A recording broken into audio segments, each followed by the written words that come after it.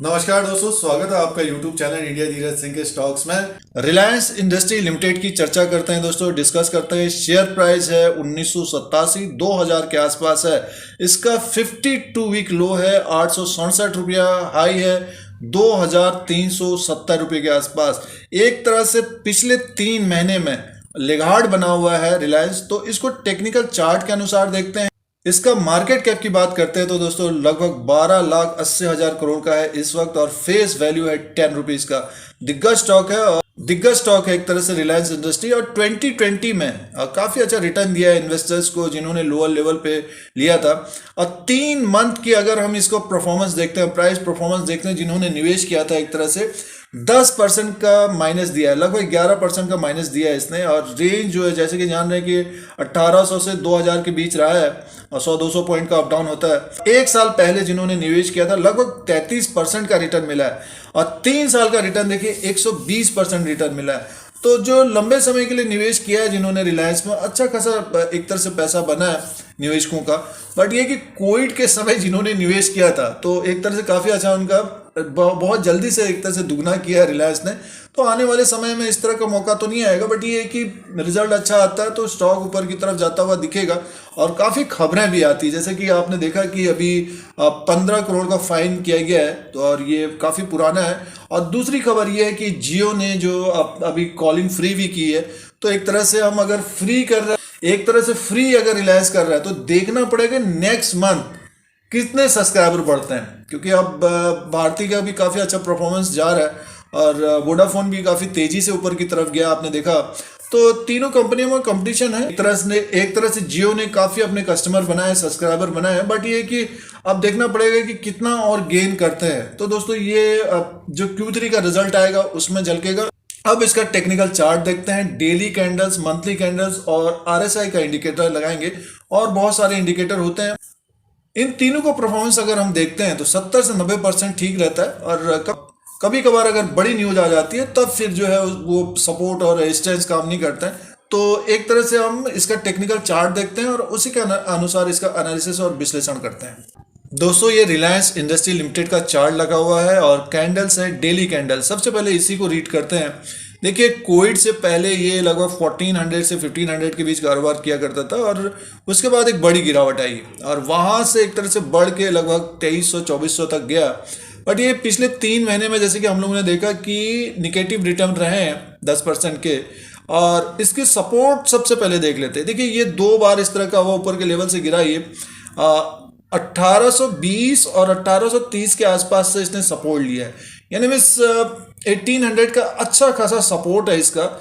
और कारोबार कर रहा है 2000 के आसपास, 1987 के आसपास। तो ऊपर की तरफ का एक तरह से रेंज बना हुआ है इसका 2100 2090 के आसपास।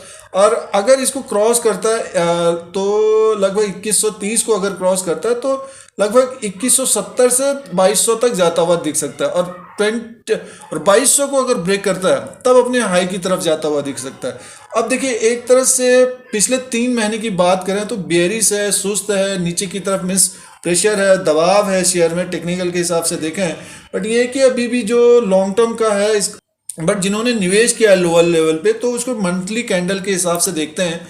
देखिए एक तरह से हम देखें तो पिछले 7-8 महीने में तेजी में था देखिए ये।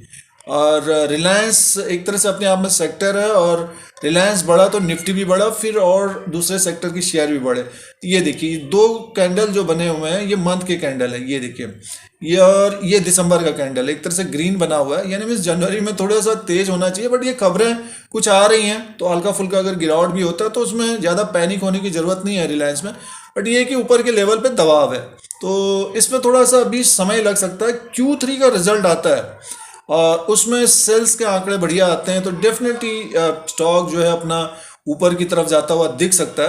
2100 का इसका रेजिस्टेंस बना हुआ है, तो अभी भी ये लगभग 2100 और लोअर लेवल पे लगभग 1855। देखिए ये इसको रीड करते हैं, क्योंकि ये जो बन रहा है अभी बना नहीं है कैंडल जनवरी का, और इनिशियली है ये एक ट्रेडिंग डे का। तो इसमें ये देखिए ये एक तरह से दिसंबर को हम देखते हैं, थोड़ा सा बड़ा कर लेते हैं। देखिए ये दिसंबर में इसने किया था 1940 में ओपन हुआ था, 2038 हाई किया है और 1855 लो है, और एक तरह से 1985 के आसपास क्लोजिंग आई, यानी मीन्स आप मान के चलिए कि लगभग अगर 1855 है तो 100-200 पॉइंट का इसमें रेंज रहा है। उसी तरह से अगर ये ऊपर की तरफ अगर जाता है तो लगभग इसका जो हाई है 2038 को ब्रेक करता है, 2040 को अगर ब्रेक करता है डेफिनेटली फिर हमें जो है 2100 और 2200 की तरफ जाता हुआ दिख सकता है। तो ये एक रेंज होना चाहिए ऊपर की तरफ का 2100 और लोअर लेवल पे लगभग 1855 के बीच इसका रेंज होना चाहिए जनवरी में भी। तो अगर कोई ट्रेड करना चाहते हैं तो जैसे कि 1800 के आसपास अच्छा खासा सपोर्ट है, तो उसी के आसपास अगर लेते हैं तो ऊपर की तरफ अपना लगभग 2040 और 2100 तक एक टारगेट देख के इस तरह का रेंज जो ट्रेडिंग वाइज करना चाहते हैं, जो निवेश भी करना चाहते हैं तो गिरावट में नजर रखनी चाहिए इस दिग्गज स्टॉक में।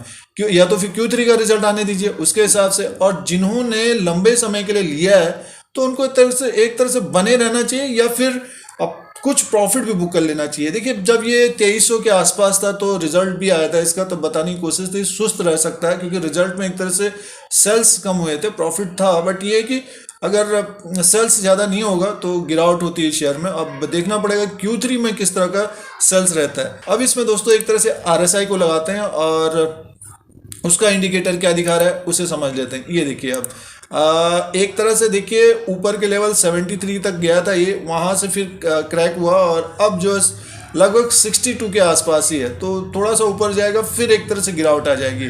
तो इसी तरह से अभी जनवरी में होना चाहिए इसको। और इसमें अब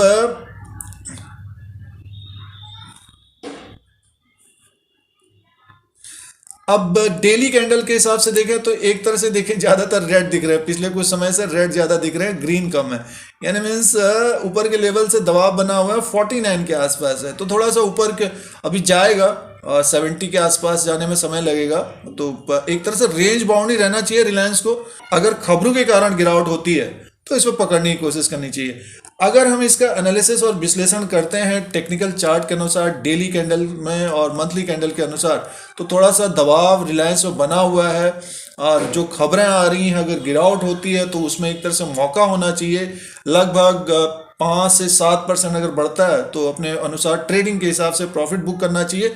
और जिन्होंने निवेश किया है रिलायंस में, अगर रिजल्ट बेटर आता है तो उस वक्त आप देखिएगा कि अगर ऊपर की तरफ होता है तो रिलायंस में प्रॉफिट बुक करना चाहिए, लोअर लेवल पे एक तरह से खरीदारी करनी चाहिए।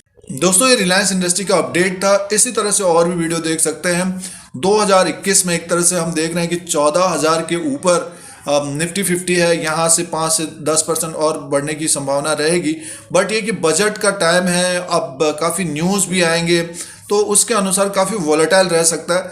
अगर कोई नया इन्वेस्टर्स है और नया एक तरह से ट्रेड भी करना चाहता है तो दिग्गजों में करना चाहिए, ताकि अगर फंसे भी तो वो आने वाले समय में प्रॉफिट भी दे जाएंगे, क्योंकि काफ़ी ऊपर के लेवल पे एक तरह से मार्केट भी चल रहा है दोस्तों। और जब गिरावट होती है तो नज़र रखनी चाहिए, एक लिस्ट बना लेनी चाहिए। तो इस यूट्यूब चैनल से बताते रहते हैं जो बड़े शेयर्स हैं, जैसे SBI है ऊपर की तरफ जाता हुआ दिख सकता है, और HDFC बैंक है, HDFC लिमिटेड देखिए एक तरह से दिसंबर में काफ़ी अच्छा तेज रहा। L&T शेयर है वो तेजी की संभावना है। SBI ग्रुप में अगर आप SBI लाइव को भी देख सकते हैं, SBI कार्ड को भी देख सकते हैं SBI बैंक के अलावा। और जो PSUs बैंक है अगर 50-60 रुपये का देखना चाहे तो बैंक ऑफ बड़ौदा है, तो इनमें तेजी की संभावना रहेगी। बट ये कि रिजल्ट के ऊपर भी नज़र रखना चाहिए, जो Q3 के जो रिजल्ट्स आएंगे उसको भी नज़र में रखना चाहिए। तो उसी के अनुसार मार्केट में इन्वेस्टमेंट करना चाहिए और कुछ सोच समझ के ही इन्वेस्टमेंट करना चाहिए। क्योंकि जब अब 2020 में जब गिरावट हुई थी तो वहाँ से काफ़ी लोगों ने अच्छा पैसा भी बनाया है। तो थोड़ा सा अब ये इम्तिहान रहेगा नेक्स्ट 3 to 6 मंथ का, उसमें थोड़ा सा जो प्रॉफिट हुआ है उसको बचाना चाहिए, और जब गिरावट होती है तो अच्छे स्टॉक्स में इन्वेस्टमेंट करना चाहिए। तो दोस्तों अगर चैनल को देखना है तो सब्सक्राइब और बेल आइकन को प्रेस करिए, आप लोगों को यूट्यूब की तरफ से नोटिफिकेशन मिलता है। फिर कोई नया वीडियो लेके आएंगे। आज के लिए इतना ही, धन्यवाद।